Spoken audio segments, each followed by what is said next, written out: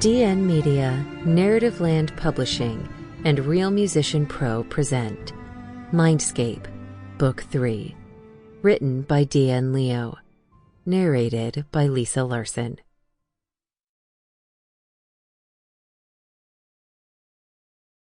Part 1. Dead Squares.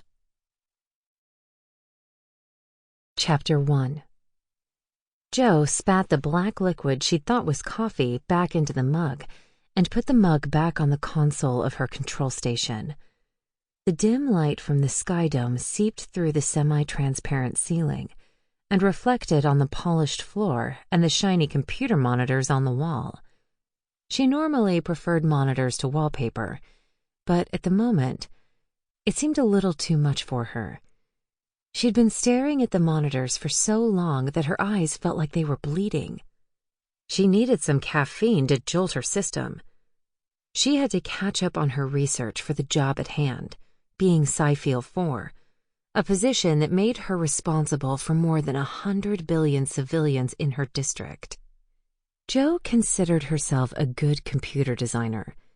On Earth, as the Steel Princess, she was unbeatable in the hologame community. She had only ever lost to Ciaran, who played as White Knight. That was good enough for her when it came to computer games. She wasn't nearly as good as Ciaran in computer programming, but that was only because he had more resources than she did. She clucked her tongue to herself. In the hologame and in matrices, being able to see patterns was a crucial skill. She was definitely as good as he in recognizing patterns. Ciaran was good because he had a wealth of knowledge about, well, almost everything. But he had the unfair advantage of being conceived in the red stage of the Daemon Gate. And from what Jo had heard, children conceived there were considered to be the best beings in the cosmos. Her parents were bakers and lived in New York. They had a modest cake shop in town that had earned them enough money to put her through college. But her ability to see patterns hadn't come through education. It was her natural talent. Or maybe her curse. Because of that so-called talent, she'd ended up here, in this strange universe where none of her life experiences or skills applied.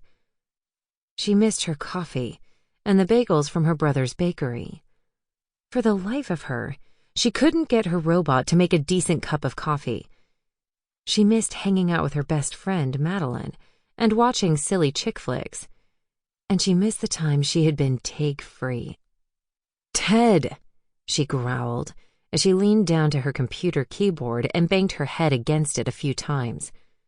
Sometimes her robot's name sounded much too close to Tag.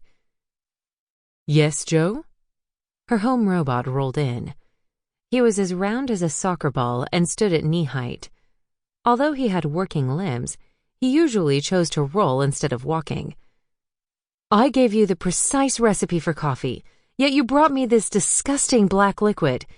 How hard can it be to make a cup of coffee?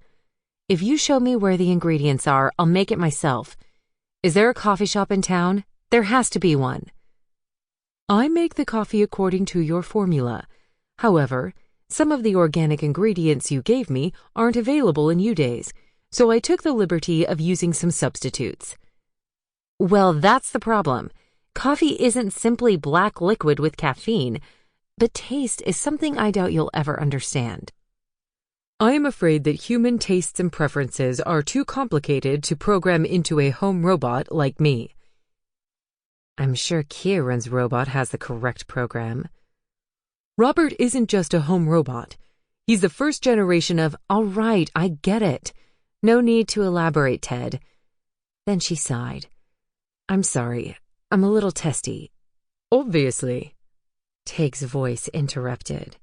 Without invitation, he sauntered in and began to massage Jo's shoulders. "Why wasn't Tag's arrival announced?" Jo asked Ted.